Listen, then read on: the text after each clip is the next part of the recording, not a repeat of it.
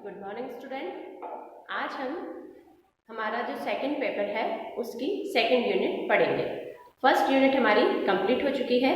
Second unit जिसका नाम है शिक्षा संचालन व्यवस्था, अर्थात शिक्षा की व्यवस्था का किस प्रकार संचालन किया जा रहा है। इसमें केंद्र व राज्य दोनों ही सरकारों का योगदान है। आज हम इसमें पढ़ेंगे शिक्षा के संवैधानिक प्रावधान, अर्थात संविधान में शिक्षा व्यवस्था के लिए किन किन प्रावधानों को रखा गया है और क्या क्या वे विशेष उपबंध है।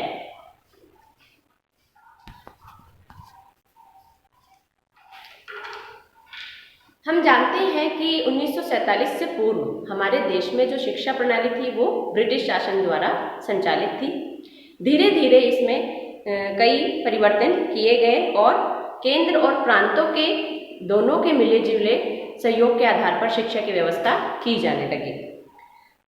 सन 1976 में भारतीय संविधान में संशोधन के द्वारा शिक्षा को जो है वो समवर्ती सूची में स्थान दिया गया। इसके अनुसार सबसे पहला जो है वो है धारा 29, जो क्या कहती है? धारा 29 क्या है? अल्पसंख्यकों के हितों की रक्षा।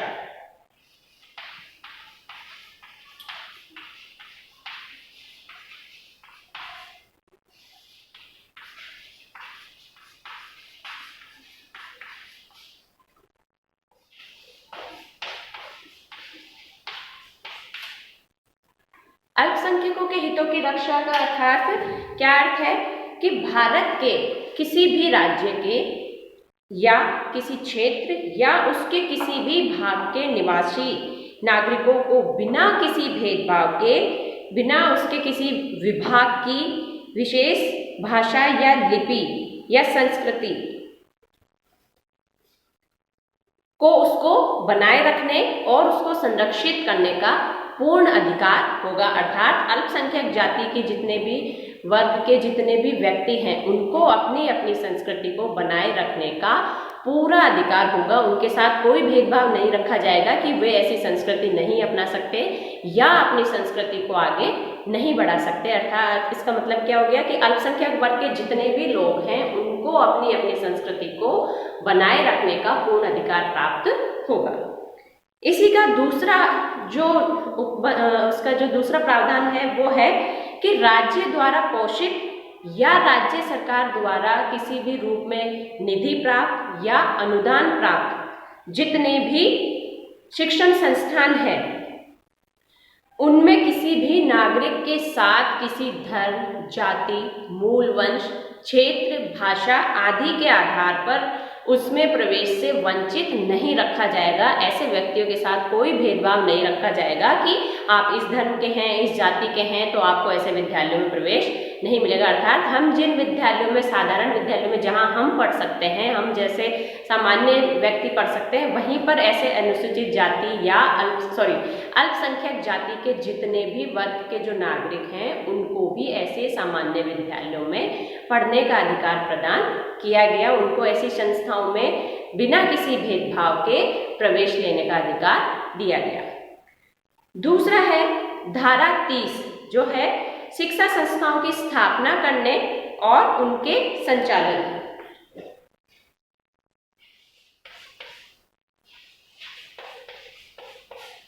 धारा 30 ये क्या कहती है कि किसी भी धर्म, जाति, भाषा, संस्कृति आदि के आधार पर अल्पसंख्यक वर्गों को अपनी रुचि की शिक्षा संस्थाओं की स्थापना करने और उनका संचालन करने का पूर्ण अधिकार प्राप्त होगा।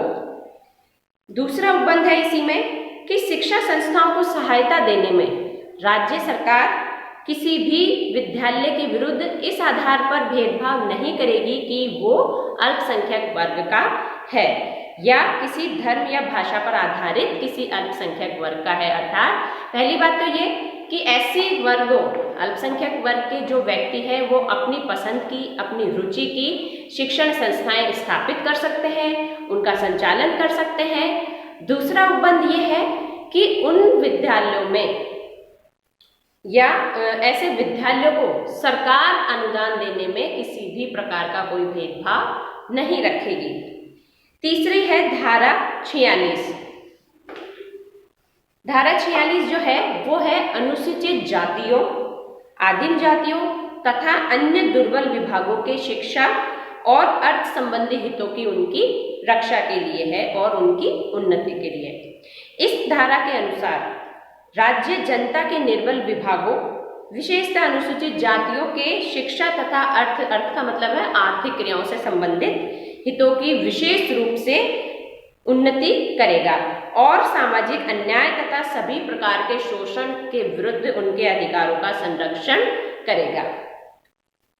अब इसके बाद हम देखते हैं कि जो शिक्षा का अधिकार है, अभी हमने पढ़ा कि वो समवर्ती सूची में संविधान के संशोधन के द्वारा सन 1976 में उसको समवर्ती सूची में रखा गया है। इसके आधार पर शिक्षा का जो दायित्व है केंद्र और राज्य दोनों सरकारों का मिला जुला होगा, जिसमें केंद्र की भूमिका अधिक सुनिश्चित की गई है। अब हम देखते हैं उपबंध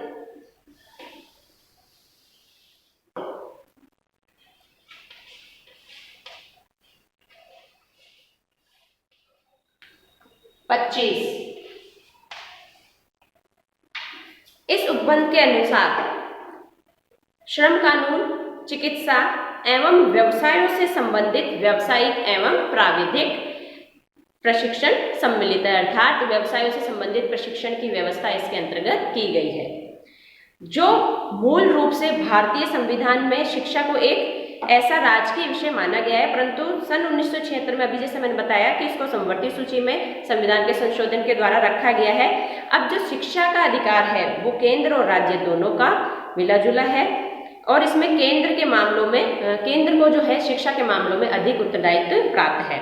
शिक्षा को अब अधिक धन और सहायता अनुदान मिल सकेगी। साथ ही साथ संघ और राज्यों की भागीदारी भी शिक्षा के लक्ष्य को प्राप्त करने में सहायक होगी। ये अब है उपबंध 20। इसके आधार पर निर्देश दिया गया कि भारत सरकार और राज्य सरकार दोनों मिलकर शिक्षा के पुनर्निर्माण के लिए कार्य करेंगे, योजनाएं बनाएंगे और उनको लागू करेंगे। फिर है धारा 282। धारा 282 के अनुसार केंद्र को राज्यों के शैक्षिक कार्यक्रमों के विकास के लिए अनुदान देने का अधिकार प्रदान किया गया है और केंद्र को यह भी अधिकार दिया गया है कि वो केंद्र शासित राज्यों में शिक्षा के विकास के लिए तथा हिंदी भाषा के प्रचार प्रसार के लिए कार्य करेगी। धारा 343 कहती है कि देवनागरी लिपि में हिंदी भाषा जो है वो संघ की राजभाषा होगी। धारा 350A प्रत्येक राज्य और प्रत्येक स्थानीय पदाधिकारी भाषाई अल्पसंख्यक वर्ग के बच्चों को प्राथमिक स्तर पर अपनी मातृभाषा में शिक्षा प्रदान करने की सुविधाएं प्रदान करने का प्रयास करेगा शिक्षा प्राप्त करने के लिए। फिर है धारा 351। धारा 351 हिंदी भाषा की वृद्धि, विकास एवं प्रचार प्रसार और उसकी समृद्धि का सुनिश्चित करना, ये किसका दायित्व होगा? संघ का दायित्व होगा। इस तरह से सन 1975 से शिक्षा को समवर्ती सूची में स्थान प्राप्त हो गया है और भारत सरकार भी सभी राज्यों से राय लेकर समय समय पर योजनाएं बनाती है और 10+2 की तरह ही इस प्रकार की योजना है जो कि 1986 की राष्ट्रीय शिक्षा नीति और संशोधित राष्ट्रीय शिक्षा नीति 1992 के अनुसार शिक्षा केंद्र और राज्य दोनों का ही विषय होने के कारण समग्र देश में इसका प्रचार प्रसार होने लगा। ये थे शिक्षा के संवैधानिक प्रावधान और समवर्ती सूची से संबंधित उपबंध। अब हम पढ़ेंगे नेक्स्ट वीडियो में। आज के लिए इतना ही काफी है। धन्यवाद।